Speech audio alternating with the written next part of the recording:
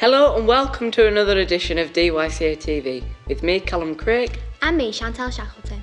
It's Friday, 8th of November 2013. Coming up in today's show, We'll be taking a look at our partner school, Manston St James Primary Academy, and finding out about an art project aimed at bringing the two academies together. we'll be looking at Armistice Day and finding about the terrible historical events that took place almost 100 years ago.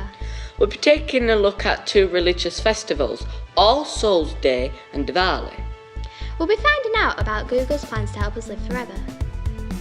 We'll be taking a look at the Mexican Day of the Dead. All this and more. Stay tuned.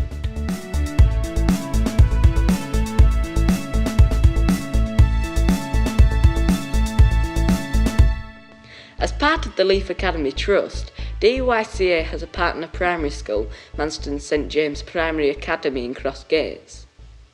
To bring the two academies together, the staff recently took part in a joint art project for Year 5 and 6 pupils at Manston St James. Let's have a look at what they did. Brooke. Isabella. What's your name? Lizzie. Isabel. Neve. Jess. William. Abby. Charlie Ann. Jacqueline. It's called the Wishing Tree, but there was lots of names that we were stuck on. I thought this were a good name, Mysteries in the Moonlight. It was exciting. It was really fun making the thing. Cool. And what else did you do on the day when you made it? We ate biscuits. We made some smaller pictures of trees with some wool like we did on the big picture for some ideas. And we did some drawings And we put of trees. salt on the blossoms and the salt sucked up the paint. And we drew some trees to start with. And we sponge paint the background of it. And it's meant to look like a moon. Well, we did a vote and Isabella said, I said a sunset and Isabella said a moon, and we decided on the moon. Yeah, because it gives it more effect. And we made the tree out of lots of wool going to the sides. There were bits of card from signatures. Oh, and we did you did signatures of ourselves, we did some glasses. There's a little flower. There's a football. There's a ball. There's a spider web. There's a football and a love heart. Oh yeah. There's another football, a love heart, and a cane for the granddad. Are you pleased with it? Yeah. Yeah. Is it going to go somewhere in the school where everyone can look We at it? do. Yeah. Yes. Yeah. I think it should. Yeah. That's fantastic. Well, thank you very much. What lovely work. I hope that DYCA and Manston St James have a successful partnership. Next Monday, the 11th of November, is Armistice Day. This is the day that commemorates the anniversary of the day in 1918 on which the First World War came to an end, having claimed millions of lives. Next year will be the 100th anniversary of the start of the World War I, and it is hard to imagine what people went through during this conflict. To help give us a better idea, we asked some prep history students to bring this tragic era to life.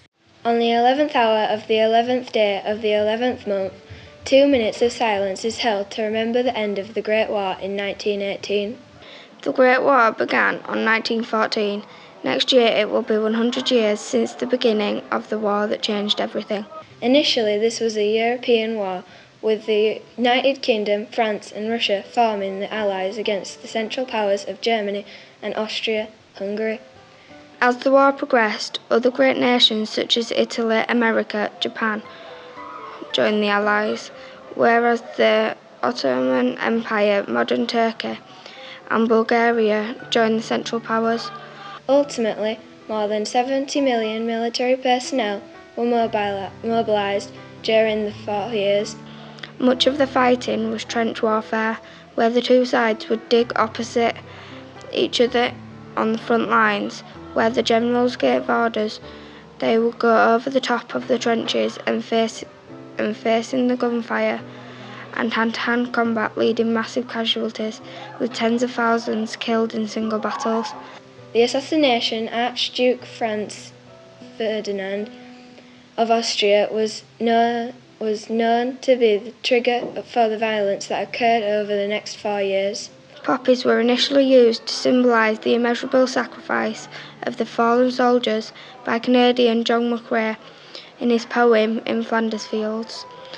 The idea was later adopted by the British Legion, who set up the poppy appeal to aid those who served in the British Armed Forces. Armistice Day is the day the Allied forces signed a truce with the German forces. On Monday at 11 a.m, observe the silence in remembrance of the fallen and in remembrance of the darkest time in human history. Whether you are one who has a faith or one who does not have a faith, remember and pray we do not see a time as dark as one people saw 100 years ago. Well, I'll certainly be thinking about that on Monday. How about you, Callum? I'll certainly remember the victims in my prayers. Now, on the subject of remembrance, last Saturday was All Souls' Day, a day that is observed by Catholics around the world. On this day, Catholics remember and pray for the souls of people who are in purgatory. This is the place or state in which those who have died atone for their sins before being accepted into heaven. Catholics believe that through the power of prayer and self-denial, the faithful let on earth may be able to help these souls gain the solace they seek, bringing the soul eternal happiness. We wish our Catholic friends a reflective and commemorative day. Now, on another note, on November the 3rd, Hindus around the world celebrated Diwali, the Festival of Lights. This happy and important festival is celebrated over 5 days and involves lights, fireworks and sweets. Sounds great. Let's find out more from Mr. Segman. What is Diwali? Diwali is also known as Festival of Lights. It signifies when Lord Vishnu killed a demon, and to celebrate Diwali we light an oil lamp to celebrate the joyous occasion. So is it just for Hindus? No, it is also celebrated by Sikhs and Jains. What do you do to celebrate Diwali? We have an oil bath, we dress up in our new clothes, and then we go to temple with offerings of such as food, fruits and flowers to the god. And then after the temple praise in the temple, we come back home, we have delicious meal, Hindus' traditional sweets, and just spend the whole day with our family and friends. What lesson do you learn from Diwali? For me personally, Diwali is a moment to reflect on one good deed, and also, more than anything, spending time with our family and friends, and also to ensure that everyone, we as a human being can actually share good deeds with other people. We wish our Hindu friends a happy Diwali. Now they've made it easier for us to find whatever we're looking for on the internet. They've given Apple and Microsoft a run for their money. And became one of the world's richest companies in the process. Now Google wants to help us live forever. Yes, according to Google's Chief Executive Officer, Larry Page, the company wants to solve the problem of ageing using new types of healthcare and biotechnology. But would we want to live forever? It's an interesting idea and controversial one. If you just kept old like a machine, then, it's not the avenue I want to explore. I'd love to live forever for my grandkids, well, as long as I could for my grandchildren. Then, I don't know, eternity's an awfully long time. I wouldn't want to live forever, no, Kyle. Eventually, at some point, everything is going to die around you. It would just be too terrifying for me. I would want to live forever, just for the reason to see my granddaughter grow up. No, I wouldn't want to live forever, because you get a bit bored, wouldn't you? There's only so much I suppose you could do in your life. If you live forever, there's going to come a time when all of it has been done. Now we all know that it was Halloween last Thursday. However, in Mexico, they do things a little differently. This weekend they celebrated Dia de los Muertos, or Day of the Dead. This 3-day festival is a colourful and slightly ghoulish festival that commemorates friends that have family members who have died. Let's take a look.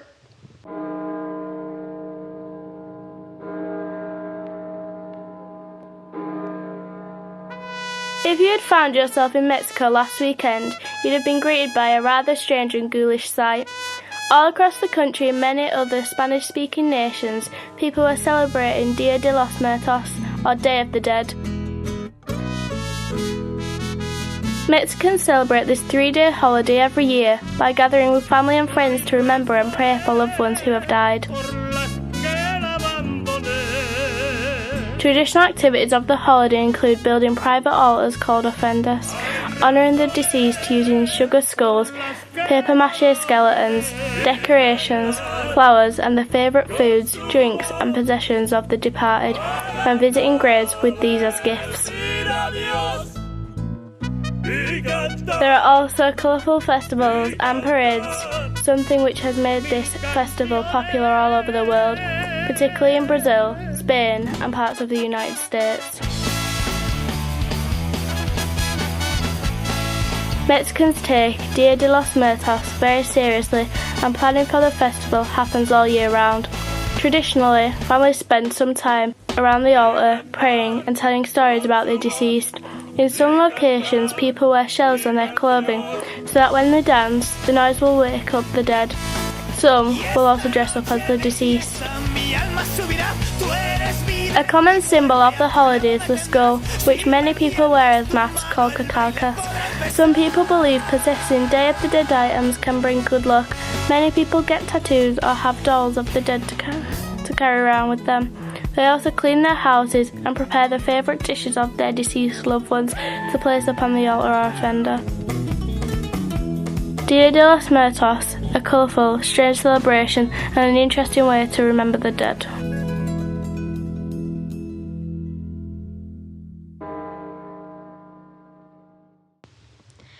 Fascinating stuff, and speaking of remembrance, it's time for our thought of the week. Antonio Porcia once said, "One lives in hope of becoming a memory." What Antonio is trying to say is that we should all try to lead positive lives that have a positive impact on people and the world around us. That's it for today. Have a great week off, and we'll see you at the start of Block 4. Oh, that's the Christmas block. I can't wait. See you then. Goodbye. Goodbye.